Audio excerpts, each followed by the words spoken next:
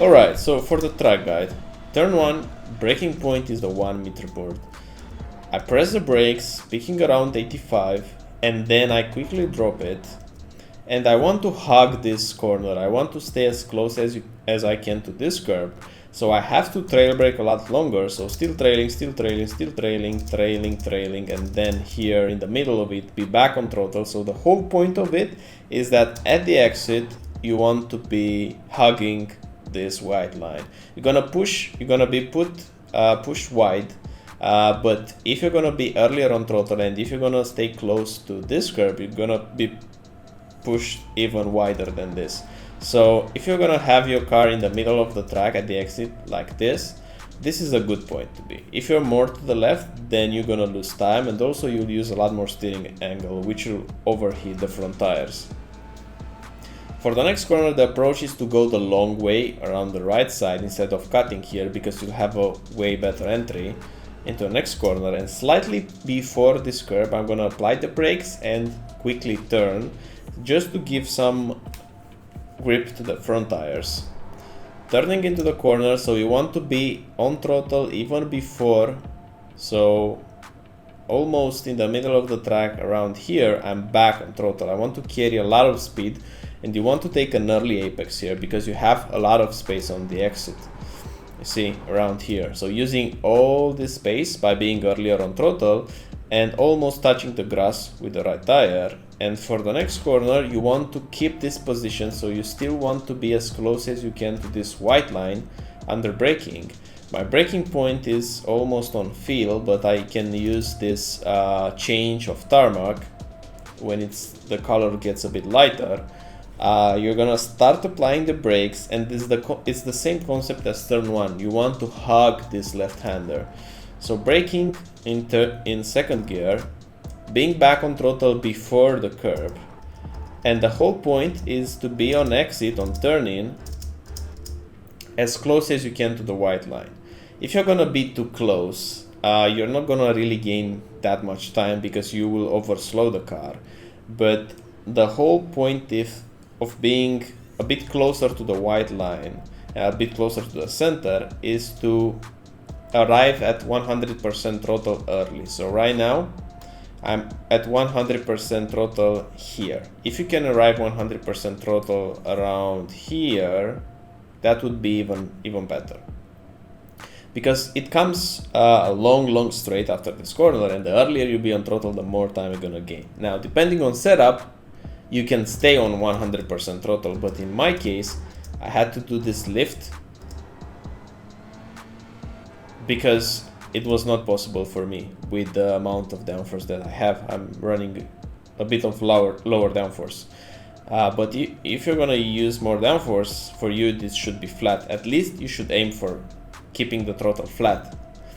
Another tip for this corner around here is to upshift to third a bit quicker, because the car is gonna be starting to slide a bit in this part, and giving it third gear is gonna balance the rear tires a bit better. So you can upshift to third even though you don't have yet the RPMs, and it will balance the car nicely, like I did here. And now it's all about keeping it flat. So it's flat, flat, flat by running the lesser distance possible up to this corner here. You want to be as close as you can to the white line. And for me, this is a lift.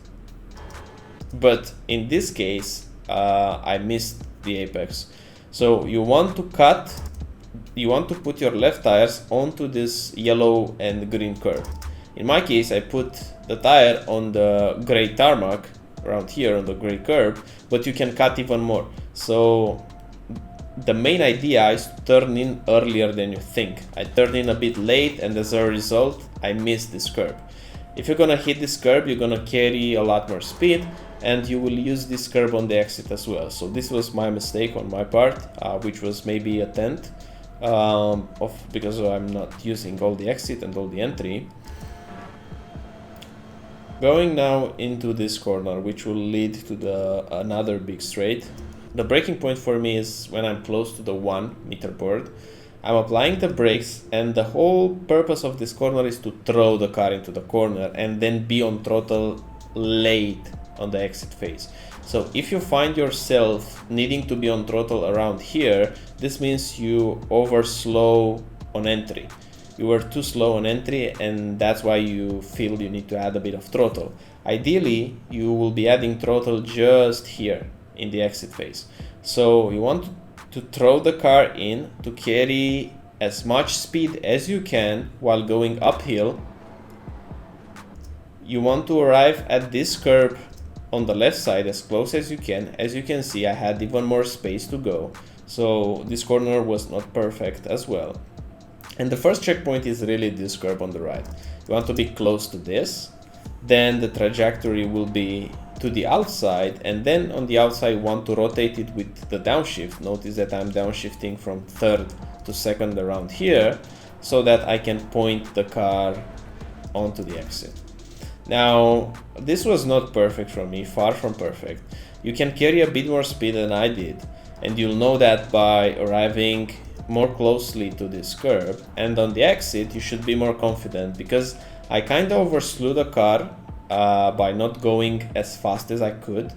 I felt the need here to have this blimp of throttle and then to wait and then be back on throttle.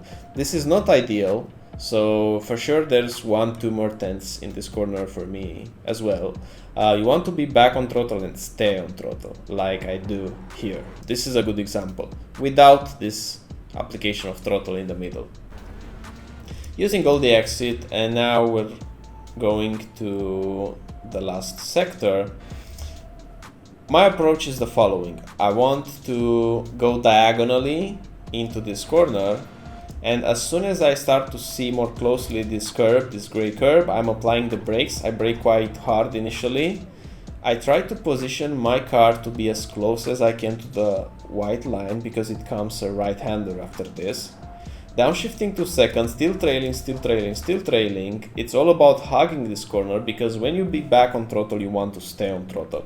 And if your car gets pushed more to the center, you'll have to drop the throttle and then do a correction. So you don't want to do too many corrections under throttle here.